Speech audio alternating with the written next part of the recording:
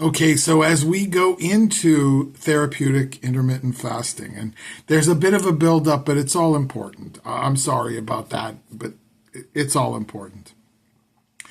If you are diabetic or pre-diabetic and you're taking medications that are intended to lower your blood sugar, the dosage that your doctor is trying, for example, has to do with your lifestyle. So normally you eat. So what happens if you're taking those medications, you continue, and I'm not telling you to stop, but what happens if you continue taking the medications but don't eat, which is what therapeutic fasting is all about? Well, you have the risk of low blood sugar. So what I will say to you is it's very important to talk to your doctor as you go into this to say, all right, what if I can't eat for an extended period of time? The doctor will look at you and say, probably, well, you have to eat. Okay, but what do I do? Your health is your business, and you need to be up front with your doctor. So the doctor may tell you to cut back on the medication, or the doctor may tell you to test for this or for that. The thing is that the doctor does know about controlling blood sugar with medication, so that's the person you listen to.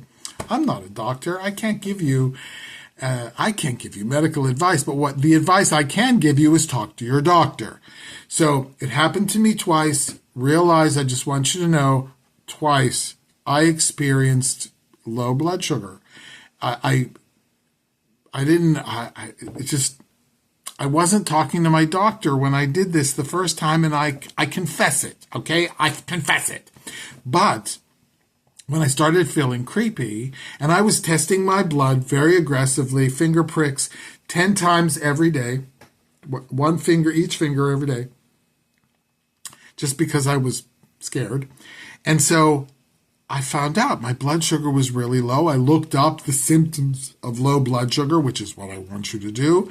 And I ended up needing to eat something that would influence my blood sugar. We had some candied pineapple in the house that I don't even really like, but it was sugary. And so, all right, there are things that you need to do. So if you're pre-diabetic or diabetic and you want to go into this therapeutic fasting mode where it's 24 hours or more, did I say that? It is. It's 24 hours or more. Then you need to be aware that your medications, if they are reducing your blood sugar, you need to understand what's going on in your body. So, and for heaven's sakes, low blood sugar has serious consequences. Even you could die, so pay attention. All right.